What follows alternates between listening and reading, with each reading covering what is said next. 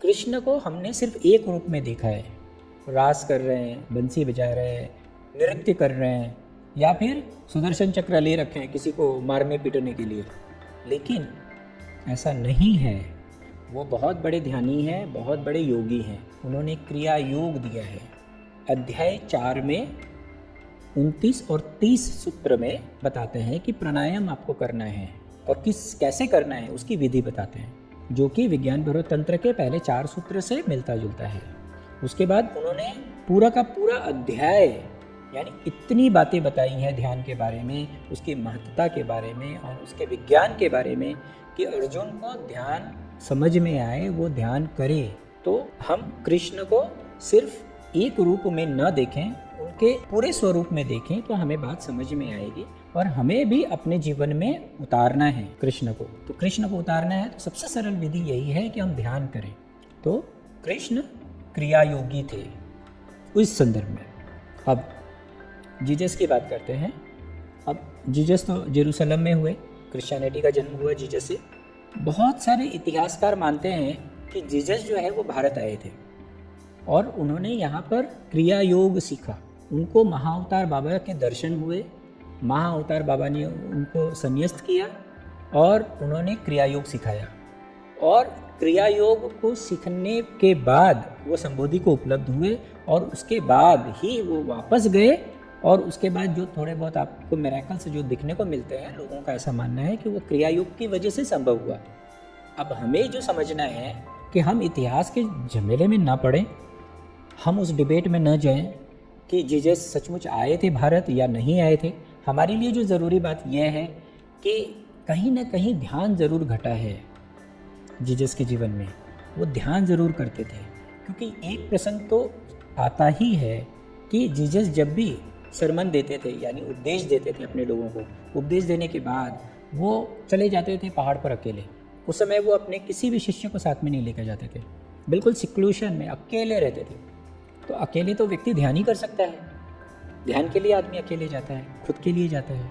तो हम जीसस के जीवन में भी देखते हैं, उनके जीवन में भी ध्यान था। तो ध्यान अनिवार्य है हम सबके लिए। ये जो मैसेज है ये हमको इस बात से मिलता है। तो ये बात रही जीसस की। अब अगर हम क्रिया योग की बात करें तो सबसे पहले बात करनी होगी महाअवतार बाबा की, क्योंकि आधुनिक समय में क्रिया योग जो है वो महाअवतार बाबा की वजह से आया। महाअवतार बाबा कौन थे? महाअवतार बाबा के बारे में कोई नहीं जानता है बहुत कुछ। और वैसे भी भारत में इतिहास को लेकर बहुत मूल्य नहीं रहा है। उनका जो विचार है, उनका जो टीचिंग्स है, उनके जो मैसेजेस हैं वो हमारे लिए महत्वपूर्ण है। तो हमने उनको पकड़ा है। तो महाअवतार बाबा के बारे में लोग नहीं जानते हैं कि कहाँ जन्मे, कब जन्मे। हाँ, लेकिन फिर भी एक प्रसंग आता है कि एक नीलकंठन जी थे। नीलकंठन जी जो है वो थियोसॉफिकल सोसाइटी के प्रेसिडेंट रहे हैं और वो एनी बेसेंट के स्टूडेंट थे और जे कृष्णमूर्ति के टीचर भी रहे हुए हैं नीलकंठन जी। तो ऐसा कहते हैं कि उन्होंने महाअवतार बाबा को देखा। उन अदृश्य रूप में महाअवतार बाबा प्रकट हुए उनके समक्ष और उन्होंने कुछ कुछ बातें कही उन्होंने अपने बारे में। तो वो बताते हैं कि वो भी बिल्कुल अच्छे साधक थे, हमारी तुम्हारी तरह ही उनका जन्म हुआ। उनको जैकफ्रूट फन्नस होता रखने के लिए दिया गया था, तो उनको लालच आ गया, वो भूख लगी थी, छोटे थे, बच्चे थे, पूरा खा गए।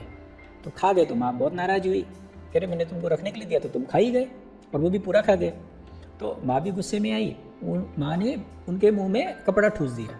अब हुआ ये कि वो कपड़ा ठूसने के बाद सफोकेशन हुआ, मरते मरते बचे। ये प्रसंग लोग कहते हैं कि इसलिए हुआ क्योंकि उनको विरक्ति है संसार से। तो उन्होंने माँ के प्रति भी बड़ा सहानुभाव रखा और वो घर छोड़कर चले गए, अपने परिवार को, अपने घर को, अपने समाज को, सबको छोड़कर चले गए। परेशानियाँ तो दूर नहीं होती है समाज की परेशानियाँ तो अपनी हैं। जब अकेला देखा, कुछ गुंडों ने, कुछ लोगों ने, डकैतों ने उनको उठा लिया, अगवा कर लिया और उठा के बेच दिया। अब लेकिन संजोग की बात है कि जिसने खरीदा वो व्यक्ति बहुत ही अच्छा था। तो उसने देखा इनको, इनका नाम नागराज था उस समय। तो नागराज जी को देखा कि ये तो बहुत अच्छा व्यक्ति है, ध्यानी व्यक्ति है, ठीक है, इससे को दास बनाना ठीक नहीं है। तो उन्होंने उसको मुक्त कर दिया। तो ये शायद साउथ इंडिया की बात है और शायद जैसा कि लोग बताते हैं कि फिर वो श्रीलंका चले गए, फिर वो बहुत सारे आश्रम में गए, बहुत सारे ऋषियों से मिले, बहुत उन्होंने तपस्या की, बहुत सारा उन्होंने पढ़ाई की, उन्होंने वेद, उपनिषद, गीता, पुराण सब पढ़े, उन्होंने बहुत योग और तप किया और उनको बड़े बड़े सन्यासी मिले। उनकी खोज थी, जिसकी लॉन्गिंग होती है, जिसकी खोज होती है, उसी को लोग मिलते हैं। तो वो बाद में एक भुजरनाथ जी थे, संत सिद्ध पुरुष थे, उनसे मिले।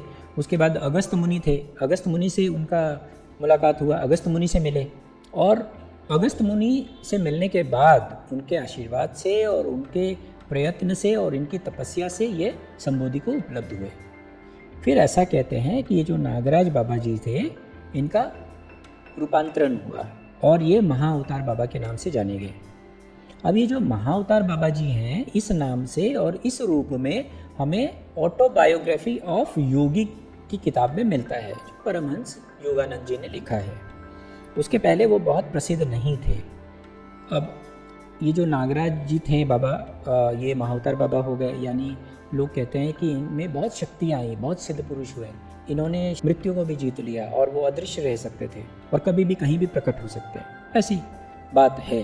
तो ये संबोधि को उपलब्ध होने के बाद, बहुत दिनों के बाद ऐसा माना जाता है कि लहरी महाशय को उन्होंने दर्शन दिया। अब लहरी महाशय जो है वो एक बार रानीखेत गए थे कोई काम से, वो भी बड़ा रहस्यमय है कि वो क्यों गए और उनको ऐसा भेजा गया, फिर वो गए, फिर किसी ने आवाज़ दी, फिर उनको बुलाया, तो हम इतिहास में नहीं जाते हैं। मूल बात ये थी कि लहरी महाशय जो थे, उनको महाअवतार बाबा जी ने पहली बार दर्शन दिया और उनको संन्यास्त किया, अपना शिष्य बनाया, उनको बताया मैं तुम्हारे कई जन्मों से गुरु हूँ, तुम कई जन्मों से जो है कि इस यात्रा पर हो और इस जन्म में तुम्हारा जो है कल्याण होगा, रूपांतरण होगा, तुम ये ध्यान करो। क्या करो? ध्यान। कौन सा ध्यान? क्रिया योग। तो क्रिया योग की विधि उनको बताइए और क्रिया योग कराया और क्रिया योग से लहरी महाशय जो है उनका रूपांतरण हुआ और वो भी संबोधि को उपलब्ध हुए। उसके बाद महाअवतार बाबा जी की प्रेरणा से और उनके कहने से लहरी महाशय ने पूरा जीवन क्रिया योग के प्रचार और प्रसार में लगा दिया। इस तरीके से हम जानते हैं महाअवतार बाबा जी को। अब लहरी महाशय की बात करें हम लोग। लहरी महाशय जो हैं, उनका घर का नाम था श्यामाचरण लहरी। 30 सितंबर को उनका जन्म हुआ था। पहली बार वो रानीखेत में मिले महाअवतार बाबा जी को और उन्होंने क्रिया योग किया, क्रिया योग समझे, क्रिया योग से उनका रूपांतरण हुआ स्वयं का उनका, और उसके बाद क्रिया योग को उन्होंने समाज के लोगों में बताना शुरू किया। क्रिया योग को आधुनिक समय में श्यामाचरण लहरी जी यानी लहरी महाशय जी ने ही सबको बताया। वहाँ से ये क्रिया योग की परंपरा शुरू हुई। उसके बाद लहरी महाशय जी के बारे में तो इतने मिरेकल्स कहे गए हैं, लेकिन हम साधुकों को उन मिरेकल से कोई लेना देना नहीं होना चाहिए कि मिरेकल्स हुए तो वो ठीक थे या नहीं ठीक थे। ठीक है, हमें उससे क्या, अगर ठीक भी थे तो वो उनका मैटर था, हमारे जीवन में क्या फ़र्क पड़ता है। हमें तो वो देखना चाहिए कि हमारे जीवन में क्या रूपांतरण आता है, किस बात से आता है। हमारे लिए तो वो बात मूल्यवान है, हमारे लिए तो वो मूल्यवान नहीं है जो हमारे जीवन को छूता नहीं। मिरेकल्स बहुत सारे हैं और लोग कहते हैं लोग चमत्कार को नमस्कार करते हैं, तो जो लोग चमत्कार को नमस्कार करते हैं वो तो साधक नहीं होते हैं, उनको नमस्कार करने दीजिए। हम साधकों के लिए उसकी बात नहीं करनी चाहिए और बहुत तूल नहीं देना चाहिए कि ये अगर आप आज के दिन में कोई भी किताब उठाएं उनकी लहरी महाशय जी की या इंटरनेट में सर्च मारें तो आपको सिर्फ चमत्कार ही चमत्कार नज़र आएंगे कि उन्होंने ये चमत्कार किया, वो चमत्कार किया, ऐसा किया, वैसा किया। लेकिन हम लोगों को चमत्कार के चक्कर में नहीं पड़ना है, हमें ये देखना है कि उन्होंने क्रिया योग किया, क्रिया योग से उनका कल्याण हुआ, क्रिया योग से उनका रूपांतरण हुआ और क्रिया योग को उन्होंने हम सबको दिया और क्रिया योग से हम सबका कल्याण हो सकता है, हमारी साधना आगे बढ़ सकती है। तो समझने की बात यह है कि हमें क्रिया योग करना चाहिए। एक अच्छी बात क्रिया योग की यह है, क्रिया योग जो है वो वैज्ञानिक प्रक्रिया के ढंग से बताई गई है। ये बताया है कि भाई इसमें कोई हिंदू मुसलमान क्रिश्चियन की बात नहीं है। क्रिया योग के लिए आपको कोई विशेष संन्यास लेने की या वैसी कोई बात नहीं है। एक छोटा सा इनिशिएशन उनका अपना होता है, वो भी अलग अलग लोग आजकल अलग अलग ढंग से करते हैं। तो आप कोई भी व्यक्ति किसी भी संप्रदाय से हो वो क्रिया योग सीख सकता है और अपने जीवन में रूपांतरण ला सकता है। लहरी महाशय जो थे, एक अच्छी बात आपको और जो समझनी है कि अगर आपको अपने जीवन में रूपांतरण लाना है तो आपको संन्यास लेकर घर छोड़कर भागने की ज़रूरत नहीं है। लहरी महाशय जो हैं वो जीवन भर घर पे रहे, जीवन भर उन्होंने काम की, वो नौकरी करते थे, उसके बाद काम करते थे और पारिवारिक जीवन जिया। 5 बच्चे थे उनके और सारा जीवन जो है वो घर पर रहे और क्रिया योग को साधते रहे और क्रिया योग का प्रचार प्रसार करते रहे। ये बात जो है वो कृष्ण से मिलती है, क्योंकि कृष्ण ने संन्यास की जो व्याख्या की है वो ऐसी ही है। कृष्ण जो संन्यास कहते हैं, जिस संन्यास की बात करते हैं, वो प्रवृत्ति मार्ग है, निवृत्ति मार्ग नहीं है। यानी आपको अपने घर में रहकर संन्यास साधना है। यही बात हम लहरी महाशय जी के जीवन में देखते हैं। तो ये प्रेरणा भी हमें मिलती है लहरी महाशय जी से। अब हम बात करते हैं उनके शिष्य युक्तेश्वर गिरी जी की। तो लहरी महाशय जी के तो बहुत शिष्य हुए। उन्होंने हजारों लोगों को क्रिया योग सिखाया और क्रिया योग की श्रृंखला शुरू हुई लहरी महाशय से। लेकिन उनमें से जो सबसे महत्वपूर्ण शिष्य हुए वो हुए श्री स्वामी युक्तेश्वर गिरी जी। इनका जन्म श्रीरामपुर बंगाल में हुआ है 10 मई को। इनका नाम था प्रियनाथ करार। इन्होंने इनकी रुचि अध्यात्म में बचपन से ही थी और ये बहुत ही विलक्षण थे, बहुत पढ़ाई लिखाई करते थे और बहुत ही तार्किक थे और ज्ञान का भंडार था, बहुत ही ज्ञानी थे। तो उनको तो ज्ञान का अवतार कहते हैं, जो क्रिया योगी के संप्रदाय के जो लोग हैं। इन्होंने हम लोगों का जो ऑर्थोडॉक्स संन्यास है, यानी जो विधिगत जो संन्यास है, जो आदि शंकराचार्य ने शुरू किया, ठीक है, उसमें उन्होंने संन्यास लिया। उसमें 10 जो हैं 10 सबसेक्ट हैं, यानी उप संप्रदाय हैं। उसमें एक संप्रदाय है गिरी संप्रदाय। तो इन्होंने गिरी संप्रदाय में संन्यास लिया, इसीलिए इनका नाम, संन्यास का नाम था युक्तेश्वर, संप्रदाय का नाम था गिरी, और जो भी संन्यास लेता था उसको स्वामी कहते थे। तो इनका नाम हुआ स्वामी युक्तेश्वर गिरी। तो प्रियनाथ करार जो है वो स्वामी युक्तेश्वर गिरी के नाम से जाने गए और विख्यात हुए। जैसा कि मैंने बताया कि बहुत ही विलक्षण थे, बहुत ही पढ़ना लिखना इतना ज़्यादा इनको भाता था कि इन्होंने सारे वेद, पुराण, उपनिषद सब पढ़ डाले और अच्छी पकड़ थी इन सब चीज़ों पर, इन सब बातों पर। और सबसे बड़ी जो बात है कि जो एस्ट्रोलॉजी है उस पर सबसे ज़्यादा पकड़ थी। ये जो एस्ट्रोलॉजी है ये उन्होंने तो बहुत पहले सीख लिया था, बहुत पहले जान लिया था और इनकी बहुत अच्छी पकड़ थी। तो जब ये लहरी महाशय जी के संपर्क में आए तो इन्होंने देखा कि बात सिर्फ जानने तक नहीं होनी चाहिए, बात तो अनुभव में भी आनी चाहिए, बात तो रूपांतरण में भी आनी चाहिए, ठीक है। तो वेद, पुराण, उपनिषद पढ़कर इन्होंने ज्ञान तो ले लिया था, लेकिन इनको रूपांतरण नहीं हुआ था। रूपांतरण हुआ जब ये लहरी महाशय जी के संपर्क में आए। तो लहरी महाशय जी के पास गए, लहरी महाशय जी ने इनको अपना शिष्य बनाया और उसके बाद इन्होंने क्रिया योग की दीक्षा ली और क्रिया योग को करना शुरू किया और क्रिया योग के माध्यम से इनका भी रूपांतरण हुआ और ये भी सम्मोधि को उपलब्ध हुआ। तो युक्तेश्वर गिरी जी जो थे वो ज्ञानी तो थे ही और इनका तो बहुत अच्छा पकड़ था सारी चीज़ों पर, जितने भी स्क्रिप्चर्स हैं इन सब बातों पर। तो उन्होंने एक किताब लिखी और उस किताब का नाम है दी होली साइंस, केवल्य दर्शनम, हिंदी में है। तो होली साइंस जो है वो बहुत ही अद्भुत किताब है। इस किताब में आपको झलकियाँ दिख जाएंगी। लोग तो कहते हैं कि ये सबका क्रक्स है, सबका एसेंस है, मतलब जितने भी स्क्रिप्चर्स हैं, जैसे खासकर वेदांत में क्या है, वेदांत में है आपके उपनिषद हैं, आपके गीता है और आपके ब्रह्मसूत्र हैं। तो इन सबका क्रक्स है। अगर मैं क्रक्स नहीं भी कहूँ, एसेंस नहीं भी कहूँ, तो कम से कम ग्लिम्सिस तो ज़रूर है, तो झलकियाँ तो आपको ज़रूर देखने को मिलेंगी। तो आपको होली साइंस ज़रूर पढ़ना चाहिए। होली साइंस जो है केवल्य दर्शनम बहुत ही अच्छी किताब है, हर साधक को पढ़नी चाहिए। होली साइंस जो है उसमें तो कई बातें बहुत ही अद्भुत हैं जो उन्होंने अपनी तरफ से लिखा है, लेकिन एक बात जो सबसे ज़्यादा मुझे पसंद है वो मैं आपको कहता हूँ, वो ये है कि काल की गणना। भाई ज्योतिष से वो तो बहुत बड़े ज्योतिष रहे हैं, तो उनको काल की गणना पर बड़ा मजबूत पकड़ थी उनकी, तो उन्होंने काल की गणना अपने ढंग से लिखी और बताई।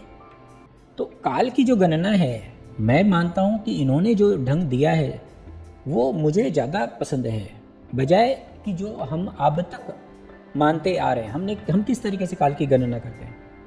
पहले सतयुग होता है, फिर क्या होता है? त्रेता, फिर द्वापर, फिर कलयुग, ऐसे ही तो होता है ना। इन्होंने कहा नहीं, ऐसा नहीं हो सकता है।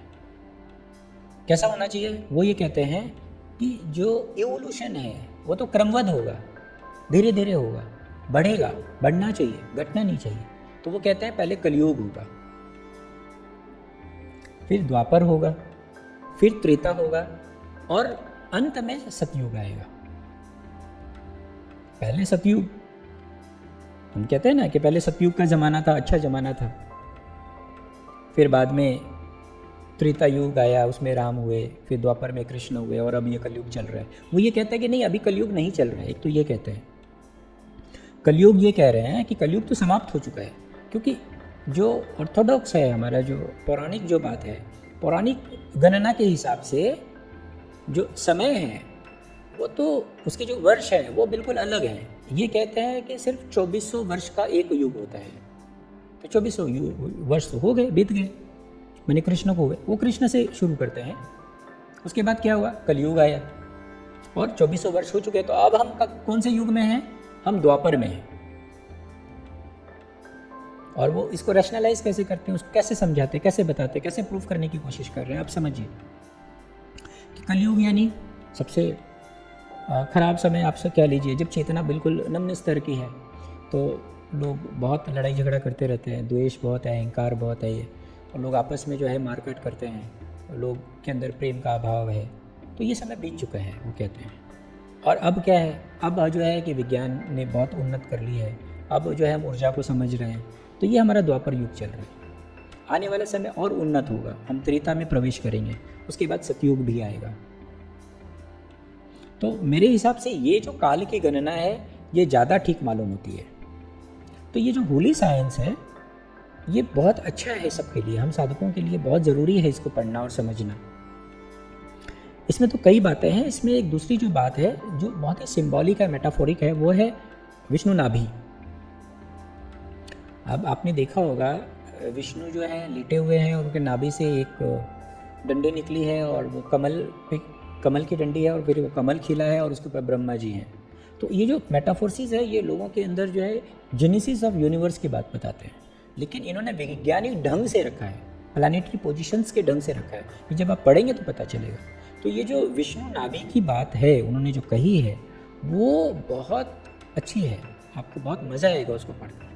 तो आप होली साइंस पढ़ें। और मैं समझता हूँ आप सब जानते होंगे कि ऑटोबायोग्राफी ऑफ योगी जो परमहंस योगानंद जी ने दिया है और जो पूरी दुनिया में इतनी प्रसिद्ध हुई है, मेरे हिसाब से उससे ज़्यादा ज़रूरी है आपको दी होली साइंस पढ़ना।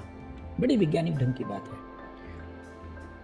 तो ये जो ऑटोबायोग्राफी ऑफ योगी है ये तो बुक्स ऑफ मिरेकल्स है, इसमें तो चमत्कार ही चमत्कार की बात है। ये आपके कितने काम की है मैं नहीं समझता हूँ, क्योंकि वो जो चमत्कार है, जो चमत्कार को नमस्कार करते हैं उनके लिए है, हम साधकों के लिए नहीं है। हम साधकों के लिए तो दी होली बुक साइंस ज़्यादा सटीक है। अब इनके शिष्य हुए योगानंद जी। योगानंद जी का जन्म गोरखपुर में हुआ और वो मुकुंदलाल घोष थे। तो योगानंद जी जो हैं वो बचपन से ही साइकिक रहे हैं। ऐसे साइकिक तो ये इनके गुरु और गुरु के गुरु भी रहे हैं। तो बचपन से ही अगर आप इनकी जीवनी पढ़ेंगे तो आपको दिखेगा कि कुछ तो बात थी इनके अंदर जो साधारण से थोड़े असाधारण थे। और ये बहुत साधारण बात है, ये कोई बहुत ऐसी बात नहीं है। कुछ लोग होते हैं साइकिक, उनकी फिर अपनी यात्रा होती है, अगर वो ठीक से अपने आप को चैनलाइज करें तो उनके लिए बड़ा सुगम हो जाता है, वरना वो आपाधापी में उलझ कर रह जाएं तो बात अलग है। तो योगानंद जी जो थे, मुकुंद लाल घोष जी, वो बचपन से ही चाहते थे कि वो साधु बने, योगी बने, हिमालय जाएं। और उनके होते हैं ना, जो जैसे बच्चे होते हैं बड़े सपने देखते हैं, क्या देखते हैं, जैसे कि वो योगी बन जाएंगे तो जो शेर हैं और जो भयानक जानवर हैं वो सब बिल्कुल भेड़ बकरी की तरह जो है कि हमारे पास आके रहेंगे, कुत्ते बिल्ली की तरह। वो मतलब ऐसा उनका कहना था, सोचना था उस समय जब छोटे थे। तो उनको उनके अंदर मन में ना लॉन्गिंग थी, मैंने ललसा थी कि मुझे योगी बनना है, ये बचपन से थी। ये आप जब ऑटोबायोग्राफी ऑफ किताब पढ़ेंगे तो उसी में आपको मिल जाएगा कि उनके अंदर कितनी तृष्णा थी इस बात की कि वो योगी बनना चाहते थे। लोग तो क्या है कि ज़्यादातर लोग क्या बनना चाहते हैं, पैसे वाले बन जाए, इंडस्ट्रियलिस्ट बने, हाँ, बड़ा सा मकान बनाए, बड़ी गाड़ी खरीदें, हाँ, या फिर समाज में बड़ी प्रतिष्ठा हो, या बड़ा नेता बन जाए। कभी चीफ मिनिस्टर, प्रधानमंत्री बनने का ख्वाब ज़्यादा लोग देखते हैं, या फिर कोई क्रिकेटर बने या फुटबॉलर बने। इस तरीके की बातें रहती हैं, मैंने संसार की बातें हैं। इनके अंदर वो बातें नहीं थी। इनके अंदर बातें क्या थी कि मैं सन्यासी बनूं, मैं योगी बनूं। तो ये एक जो फ़र्क है ये बचपन से ही आपको देखने को मिलेगा इनके जीवन में। तो इस बात से प्रेरणा मिलती है कि आपकी जो लॉन्गिंग होगी, आपकी अपनी जो इच्छा होगी, आंतरिक इच्छा, ठीक है, आप उसी को उपलब्ध होंगे। तो बहुत सोच समझकर हम लोगों को अपनी आंतरिक इच्छा को जन्म देना चाहिए, और आपकी आंतरिक इच्छा जो होगी आप अंततः तो वही बनेंगे। तो बहुत प्रबल इच्छा थी इनकी कि वो हिमालय जाएं, ऋषि मुनियों से मिलें, संत महात्माओं से मिलें, उनसे सीखें और वो संबोधि को उपलब्ध हों। और वही हुआ, वही हुआ।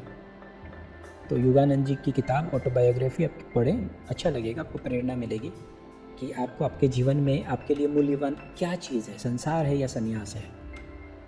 आप जब तक पढ़ेंगे नहीं, आप भेद नहीं कर पाएंगे, आपको समझ में नहीं आएगा कि संसार में उलझना ही क्या ठीक है, या कुछ उससे भी आगे है जो ज़्यादा अच्छा है।